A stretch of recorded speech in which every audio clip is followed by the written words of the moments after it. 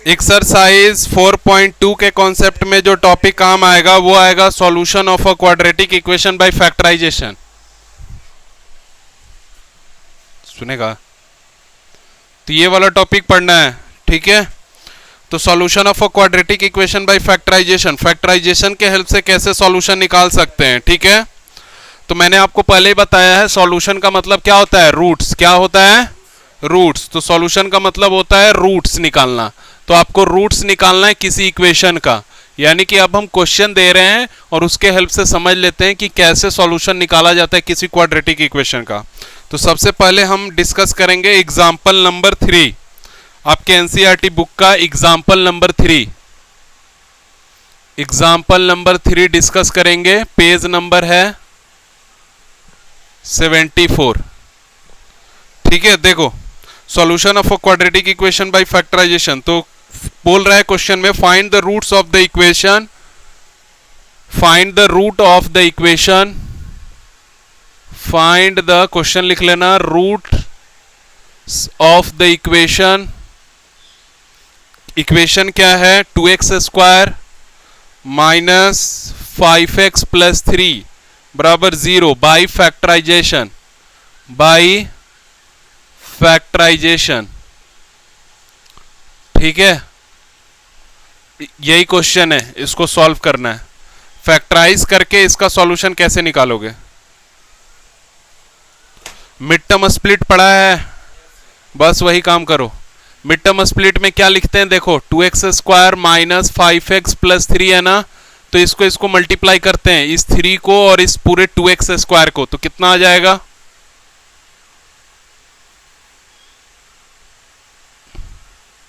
कितना आ जाएगा,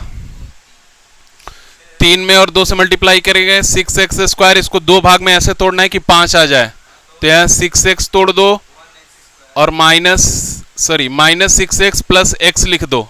देखो दोनों को जोड़ेंगे तो माइनस 5x आ जाएगा, आएगा ना। इन दोनों को जोड़ेंगे 6x और प्लस x को, तो देखो प्लस माइनस माइनस आ जाएगा, 5x घट के और मल्टीप्लाई करेंगे तो मेरा आंसर क्या आ जाएगा, लेकिन माइनस 6x स्क्वायर आ रहा है, मुझे तो प्लस चाहिए ना, तो ये गलत हो जाएगा। तो एक और तरीका है, माइनस 3x माइनस 2x, ऐसे भी लिख सकते हैं, लिख सकते हैं। इन दोनों को जोड़ने पे माइनस 5x आएगा और मल्टीप्लाई करने पे ये आना चाहिए। देखो ये वाला क्यों कट किया, ये जोड़ने पे तो ठीक है आ रहा था, लेकिन मल्टीप्लाई कर रहे थे ना तो माइनस 6x स्क्वायर आ रहा था, लेकिन यहां तो प्लस है तो माइनस आ रहा था ना, इस वजह से इसको कट कर दिया।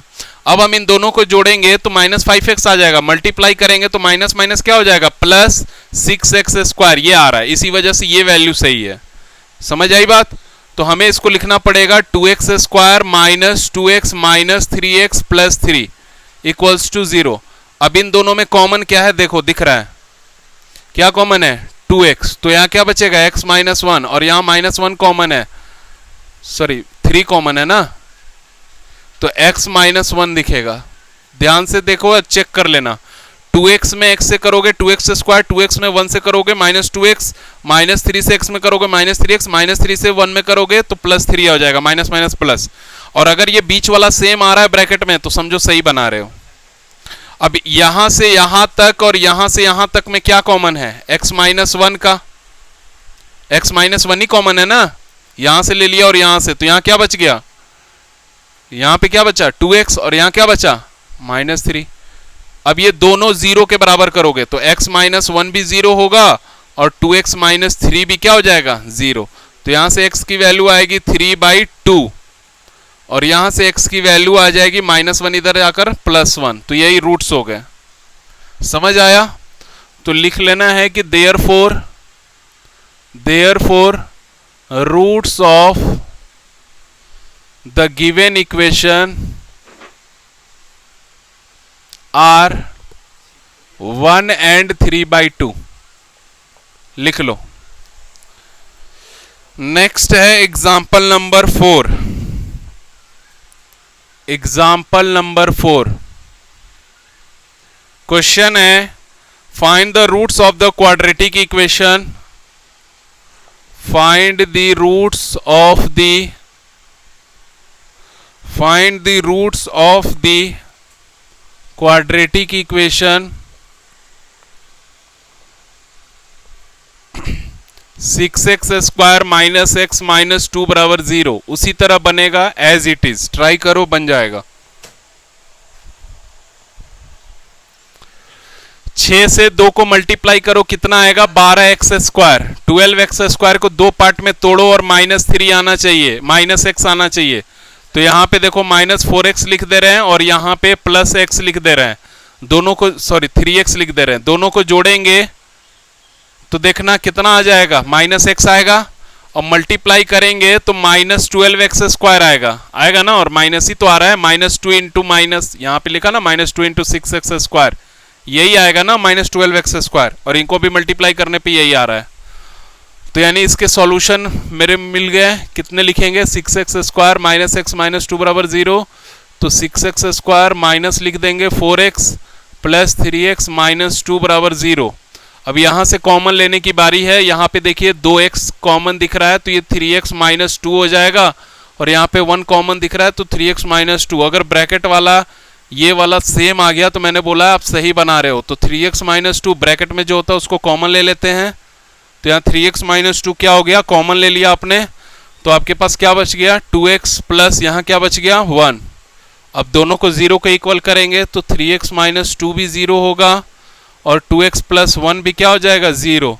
तो यहाँ से 2x की वैल्यू आ जाएगी -1 और x की वैल्यू आ जाएगी -1/2। यहाँ से x की 3x की वैल्यू आ जाएगी 2 और x की वैल्यू आ जाएगी 2/3। तो लिख दो therefore these are the roots of the given equation are 2/3 and -1/2।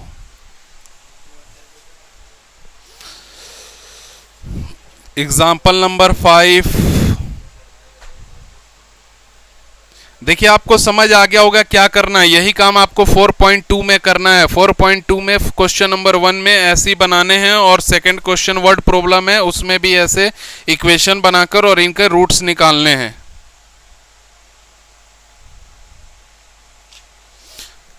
तो नेक्स्ट समझते हैं एग्जाम्पल नंबर 5।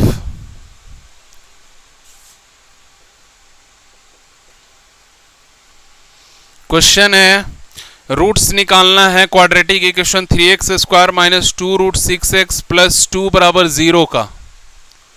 ठीक है,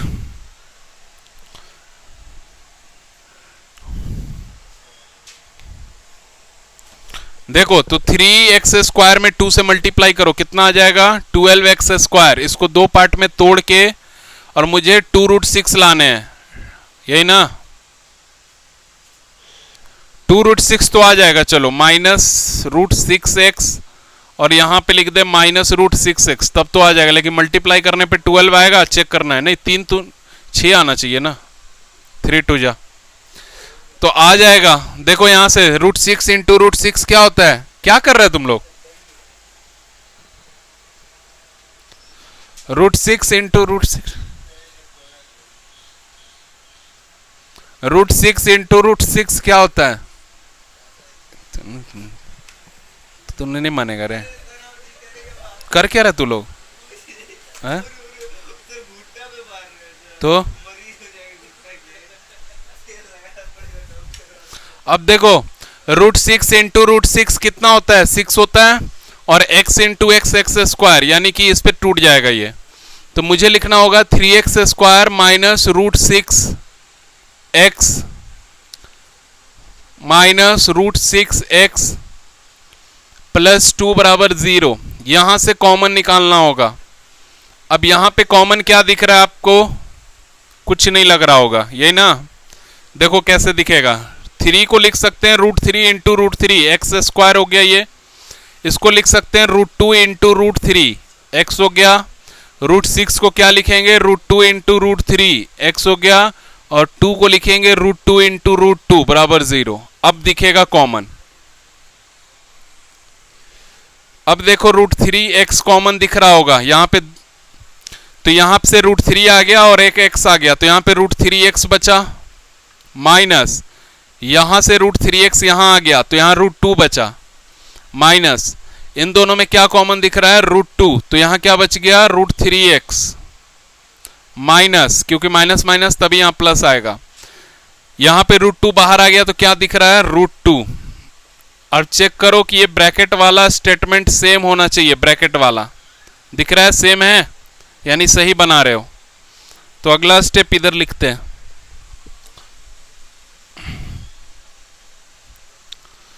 तो अब यहां से देखेंगे इधर इन दोनों में क्या कॉमन दिख रहा है, तो ब्रैकेट वाला √3 माइनस √3x माइनस √2 कॉमन दिख रहा है, तो यहां क्या बच गया, √3x बच गया, और माइनस में यहां क्या बच गया, √2 बच गया, ये 0 के इक्वल। अब दोनों को बारी बारी से 0 के इक्वल करना है, और इधर में √3x माइनस √2 बराबर 0 करना है। आप देखो तो सेम ही चीज आ रहा है दो बार, तो आंसर सेम होगा।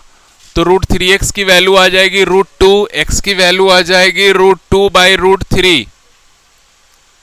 उसी तरह √3x की वैल्यू आ जाएगी √2 और x की वैल्यू आ जाएगी √2/√3। तो दोनों सेम आंसर हैं, तो लिख दोगे therefore roots of the equation, roots of the given equation are √2/√3। यही दो बार आ रहा है तो एक ही बार लिख दो, ठीक है, समझ आया? या दो बार आ रहा है तो लिख ही दो दो बार। मैंने पढ़ाया क्वाड्रेटिक में दो आंसर होते हैं तो दो ही लिख दो, ठीक है, सेम ही आ रहा है। देखिए एक लास्ट एग्जांपल नंबर 6, इसके बाद आप आसानी से एक्सरसाइज 4.2 बना सकते हैं।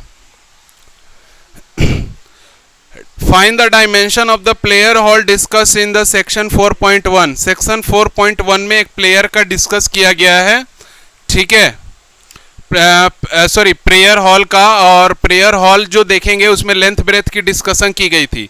तो उसमें यह बोला गया था कि जो लेंथ होता है, ठीक है, वो कुछ सेक्शन 4.1 पहले देख लो कहां पे है, ठीक है।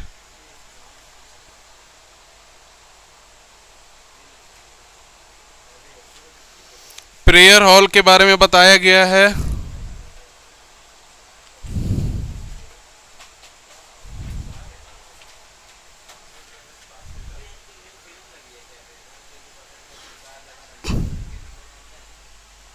हाँ, तो वहां पे अगर आप सेक्शन 4.1 देखेंगे, वहां पे जो फर्स्ट पेज है ना, यानी कि ये पेज नंबर है 70, तो पेज नंबर 70 में एक डायग्राम दिखाया गया है बनाकर, ठीक है, ऐसा पेज नंबर 70 में एक डायग्राम ऐसा बनाकर दिखाया गया है। ये है 2x + 1 और यहां पे x दिखाया गया है और एरिया दिखा दिया गया है 300 मीटर स्क्वायर, यानी कि ये लेंथ है आपकी इस प्रेयर हॉल की, और ये विड्थ है, यानी इसको ब्रेथ भी बोलते हैं, ठीक है। तो ये लेंथ हो गया, ये ब्रेथ हो गया, और ये एरिया है। तो बोल रहा है इसी को सॉल्व करना है। तो देखो ये लेंथ ब्रेथ है, लेंथ है और ये एरिया है, तो सीधी सी बात है ना, लेंथ इंटू ब्रेथ क्या रिजल्ट देगा, एरिया 300। तो यहां से इसको मल्टीप्लाई करोगे तो 2x² + x, इसको इधर लेकर आओ तो -300, ठीक है। पहले इसको सॉल्व कर लिया और फिर इसको इधर लेकर आ गया तो ये 0। इसी को मुझे सॉल्व करना है। अब 300 को 2 से मल्टीप्लाई करोगे तो 600 आएंगे, 600 को फैक्टराइज करो, 1 आना चाहिए यानी x आना चाहिए, तो -24 और +25 इन दोनों को मल्टीप्लाई करोगे तो 600 आता है, और ऐड करोगे तो x आ जाएगा, ठीक है।